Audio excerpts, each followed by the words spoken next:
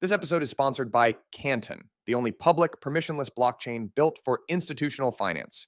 We'll hear more from Canton later in the episode, but for now, let's get started.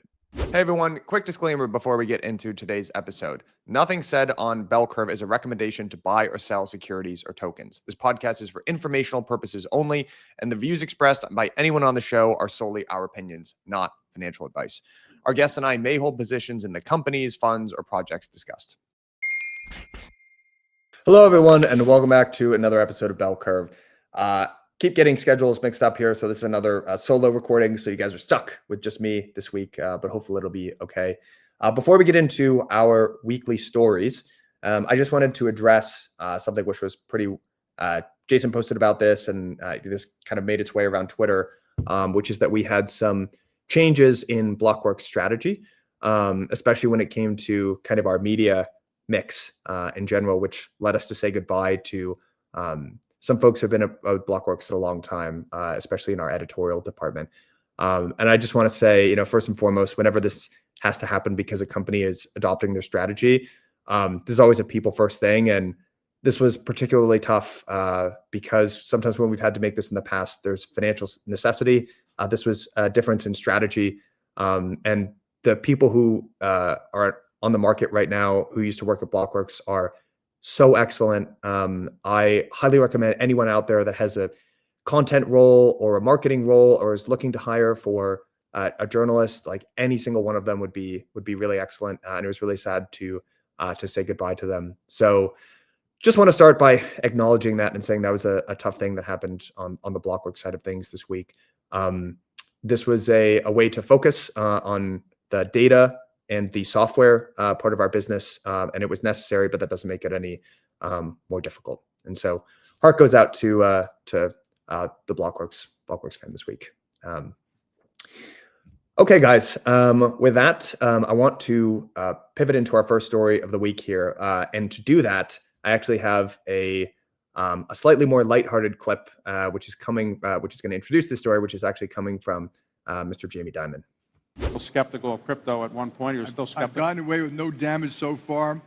Crypto is real. If you mean blockchain, stable coins, you have a JPMorgan deposit coin, you can move stuff, smart contracts are real, all that stuff is real. It will be used by all of us to facilitate, better transactions and customer service. Anybody that was the man, the myth, the legend, Mr. Jamie Dimon himself, the CEO of JPMorgan, admitting that many of the things that us crypto natives for the last 10 years have been extremely excited about. That's everything from Bitcoin to smart contracts to tokenization to stable coins and digital payments happening globally, that all of that stuff is very real. And it's just in time as well, because he has announced a pivot for the bank this week, although he would have you believe that it is not, that JPMorgan will let institutional clients post Bitcoin and ETH as loan collateral. Initially, this is to select clients, expanding over time.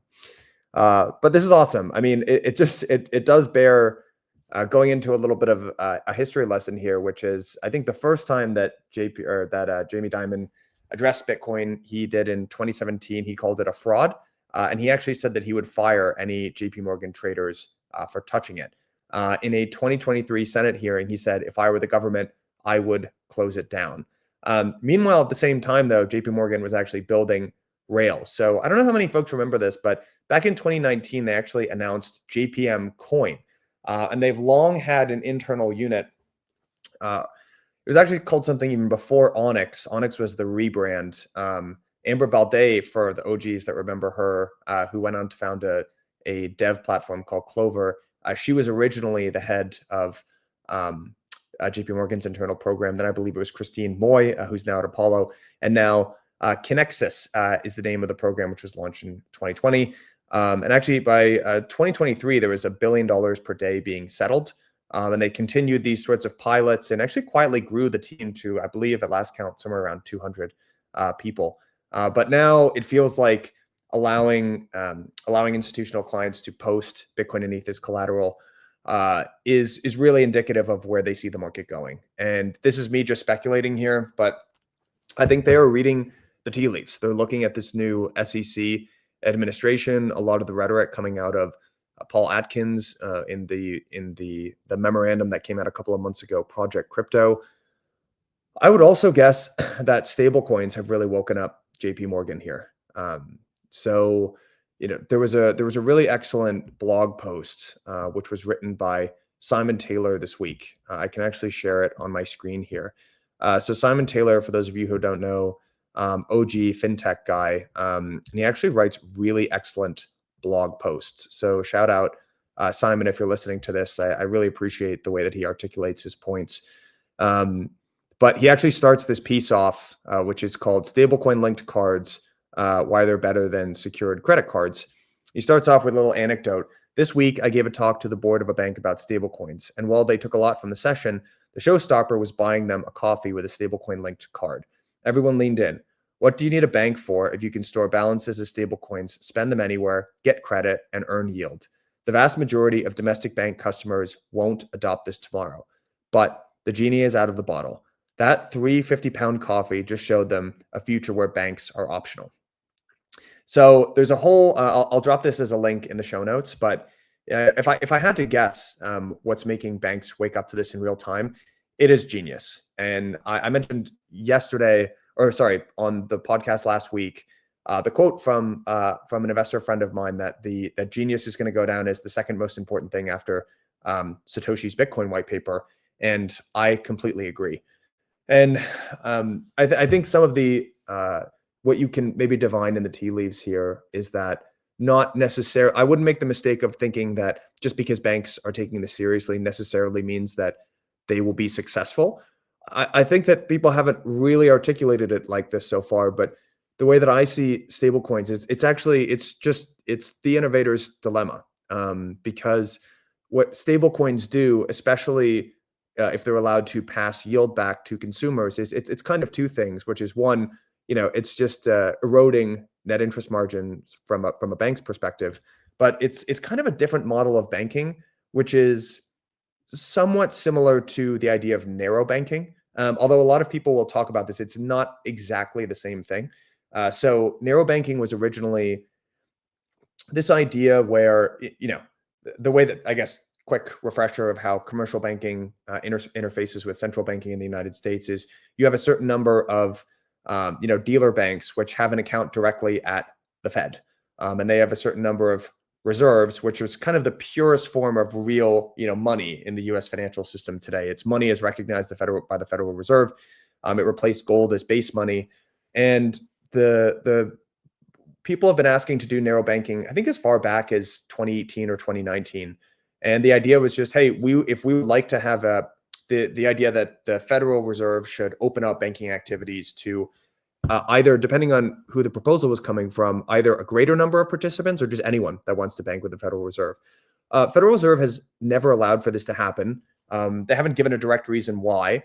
The thought was that it would probably undermine the commercial banking system in the United States, right? Why would you bank with even a bank like JPMorgan or Bank of America where there's virtually no risk when you could bank directly with the Fed where there's actually no risk? The risk, of course, being that there's credit or liquidity risk ends up happening and there's some kind of run on the bank. Stable coins are kind of a mixture of that banking model where, as opposed to a loan book in a bank being made up of different credit risks, so not just the US government, but different real estate portfolios, whatever, and different duration, so not just bills, but going out in the 10-year or the 30-year. Most genius regulated stablecoins would just have the safest collateral, so basically T-bills.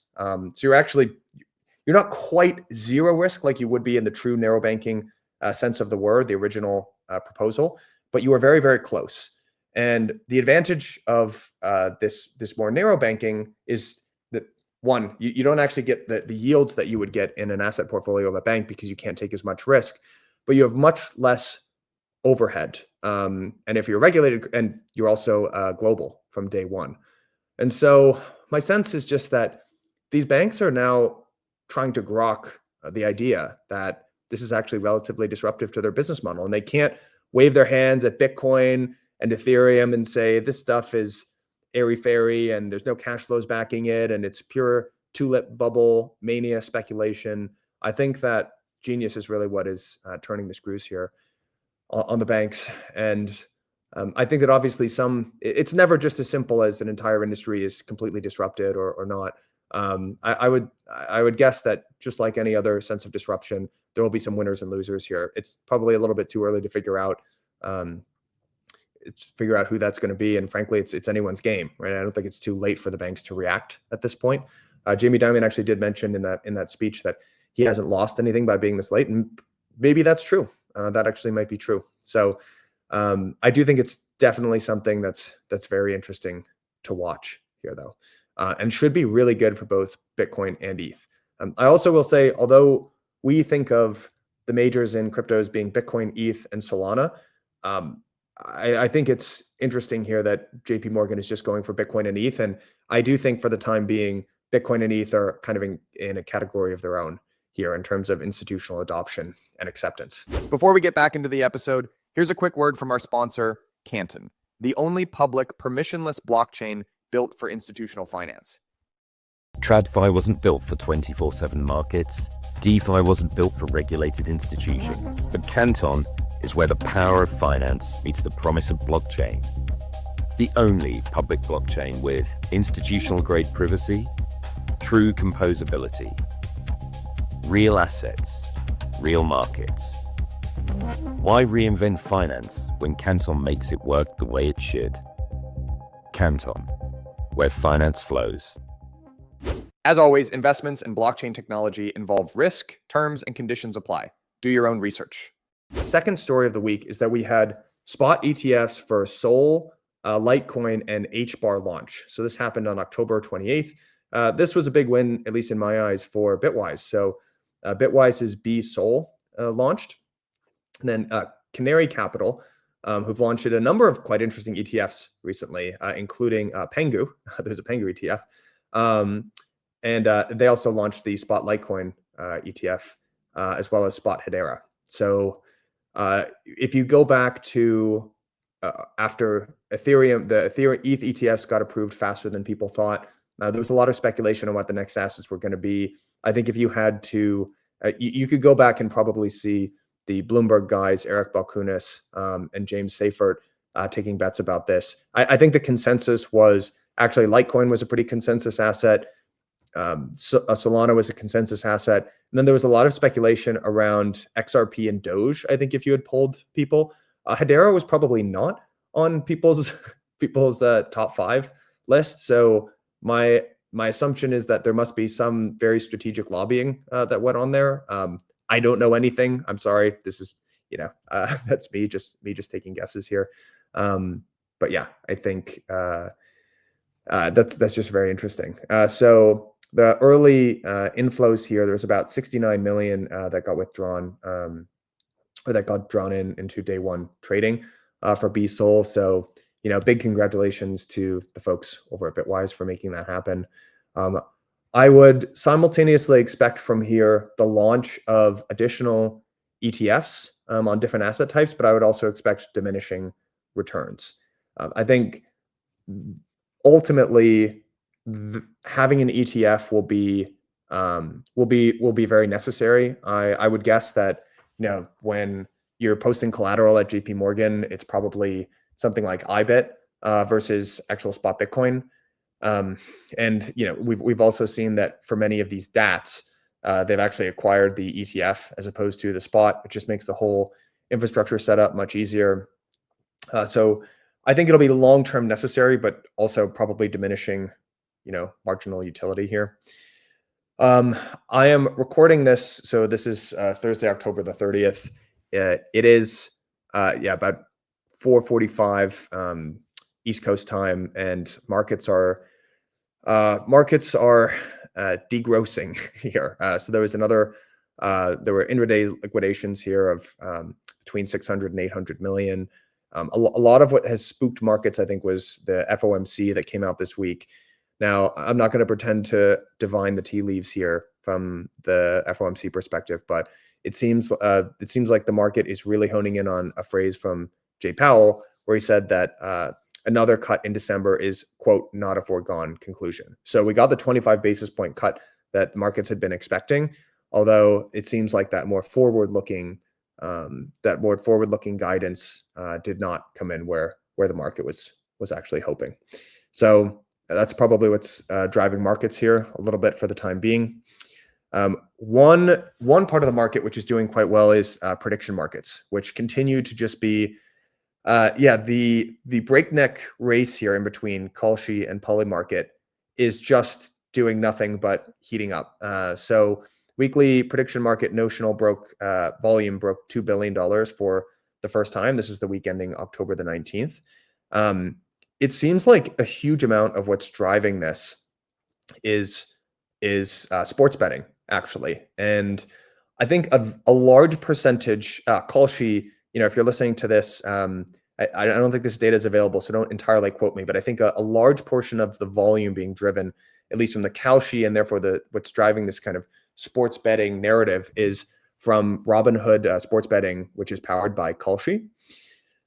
So, but Polymarket is, their launch is a couple weeks out from the US. So they recently got CFTC clearance. They're not live yet, but the idea is for them to move in. And there's an expectation, we've covered in past episodes that they're going to eat into the sports betting market. And there is, to me, I mean, I'm going to out myself for the 100th time as not a sports guy at all. So there are probably people who are, parlay wizards and, big sports bettors being like, oh my God, dude, this is the most cringe thing you're about to say. But look, I'm not a sports guy. So I log on to one of these things, once a year when it's time to bet on the Super Bowl. And I actually find the form factor relatively confusing. I wonder if, there are all of these different odds and spreads and all of this stuff. And I actually wonder if the very simplified UX of something like Polymarket or Kalshi, which feels a little bit more binary and easy to understand what you're betting on, especially as gambling, I hate that this is the case, but gambling is really taking off in the United States and is probably looking into markets beyond just, sports degens. It actually might be a superior form factor in terms of simplicity. I guess the analogy would be crypto found initial product market fit from on-chain degens, but that was always a limited market, probably in the same way that really intense sports gambling is. And yeah, it seems like this actually might widen the aperture a little bit. I will say as well that my understanding is that there's a tax angle here as well. So the One Big Beautiful Bill, which got signed into law on July 4th, caps gambling loss deductions at 90% of winnings. This would be effective 2026.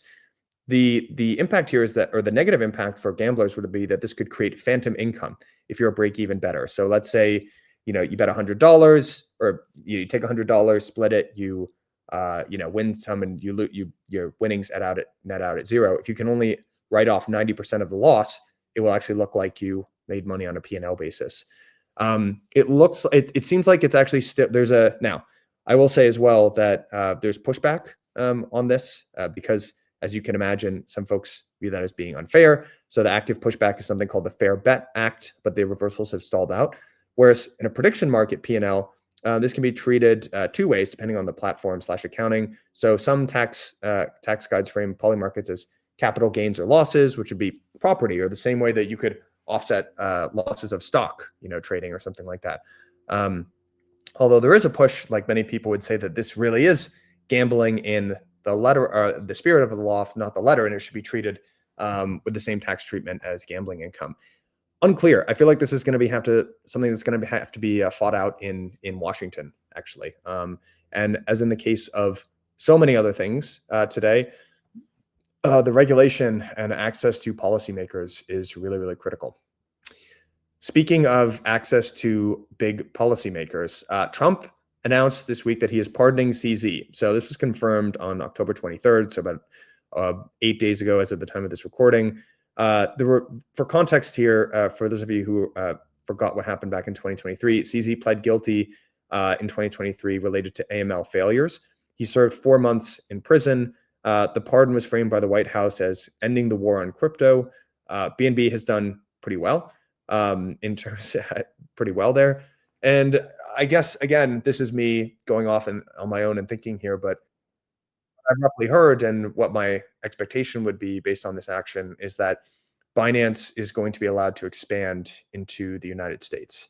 And I would guess that there are big pushes that are happening from many Asian exchanges or offshore exchanges as well. Again, not acting on any direct information here, but why would you not, right? Like the posturing from this administration has been extremely clear that that type of activity is going to be permitted, which, by the way, I think is a massively good thing. It was never good for the majority of trading volumes to be happening in this unregulated way. So I just see this as nothing but positive, and it will definitely be safer for people that are operating on these platforms. But yeah, I think that that's that is the big game, and the competition that's going to take place in 2026 is what have historically been pretty distinct markets in between Binance's core market and maybe OKX's or Huobi's and Coinbase's and Robinhood's. Those are going to converge. It's also very interesting to see how I know people are very excited about Hyperliquid as well. And I think that's going to be directly competing with all of these different exchanges. It is a little unclear to me whether or not Polymarket and Kalshi directly compete here. For Kalshi, it's a little bit more complicated because they're a backend for prediction markets, and so they they white label and have a partnership with Robinhood. And it seems like their strategy is not to have a lot of people come directly to Kalshi to trade, but instead to provide the infrastructure for other exchanges. Whereas Polymarket is directly trying to own the relationship with the consumer. We've talked on previous episodes about this idea of the everything exchange, and this is kind of a lot of the mental model that I think a lot of investors and exchange operators have in their head right now are these everything apps that exist over in China, the WeChats and the Alipays of the world. It is to be determined whether or not that is going to work for crypto. And one question that at least I have in my head, and I've actually seen this behavior anecdotally pop up quite a few times in crypto, is that perhaps because there's a legacy distrust with exchange and hacks have been so prevalent, is that you actually have multiple different segregated accounts here. So you wouldn't keep all of your assets on one exchange or something like that. But further than that, people seem to divide it psychologically, where maybe because of the volatility of crypto assets, you kind of have your safe majors over here. So maybe you hold your Bitcoin and your ETH and your Solana in Coinbase, but you want to take punts on whatever new coin or narrative is ripping or something like that in a different exchange. And that's not actually segregating necessarily because of safety reasons, but it's segregating for psychological concerns, which is, okay, even if this all goes to zero, I still have my major portfolio safely in a segregated account over here. So I think it's going to be super, super interesting to watch how this competition plays out in between exchanges. And I want to double down on that prediction. I want to double down on the prediction again that I made last week, which is I think in certain mature sectors, you're going to see consolidation and compounding. That's going to be the name of the game. And I don't know, from an investment standpoint, it feels difficult unless you're a real expert in these areas to predict who's going to win. I think there are really strong, I could make very strong bull cases for, Coin or Hood or BNB separately here.